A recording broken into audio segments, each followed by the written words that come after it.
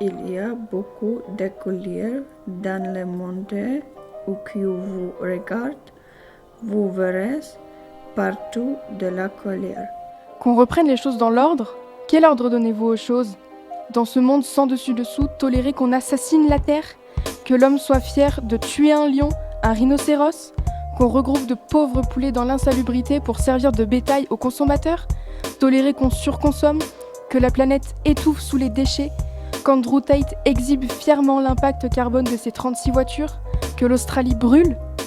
Dans ce monde sans dessus-dessous, tolérer qu'un banquier spécule sur le repos des travailleurs fatigués de leurs innombrables années de labeur, qu'on croule sous la surcharge du travail, sous le capitalisme, sous le joug d'une société dirigiste, tolérer que de stupides individus s'occupent de soi-disant éclairer le peuple, qu'ils exigent bientôt qu'on travaille dans nos tombes.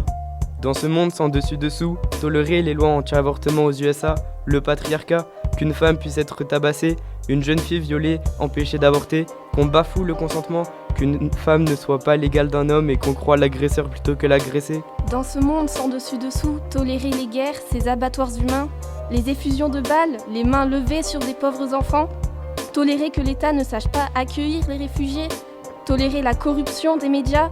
Dans ce monde sans dessus-dessous, tolérer la pauvreté, le racisme, les dictatures. Le mur, le monde va dans le mur. C'est ce que tout le monde dit depuis des mois. Que je me calme? Détrompez-vous. Calme, je le suis.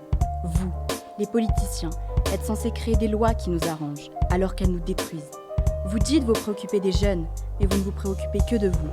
Vous servez vos intérêts au détriment de la population.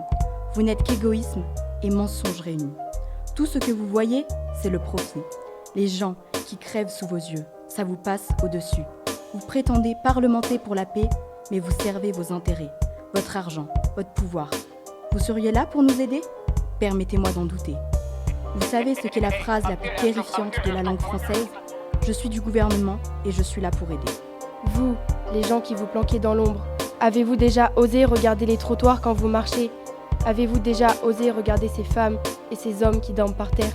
Vous, les policiers, les jurés, la justice, êtes censés nous protéger quand votre première question est « Que portiez-vous cette nuit-là » Vous, les parents, ne devriez-vous pas accorder plus d'attention à vos enfants plutôt que de les ignorer au risque de les mettre en danger? Vous, les influenceurs, vous êtes là pour nous montrer la voie? Vous exhibez votre image parfaite, vous brillez à coups de commentaires émerveillés. Mais ne vous souciez-vous pas des complexes que vous transmettez? Vous, les journalistes, vous êtes censés avoir un regard éclairé sur le monde. Au lieu de quoi, vous nous gavez d'informations erronées, déformées à coups de pieds politiques. Vous, les businessmen, vous pavanez, mais vous ne créez rien, n'améliorez rien, ne cherchez rien. Comment vous imaginez-vous pouvoir nous aider quand un enfant qui fait un bonhomme en pâte à modeler est plus inventif que vous? Vous tous, vous seriez là pour nous aider? Permettez-moi d'en douter.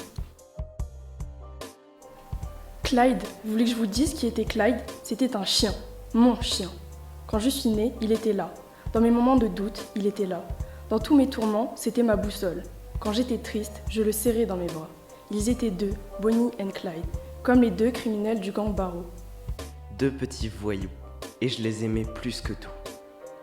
Puis Bonnie est partie, et quelques années plus tard, Clyde.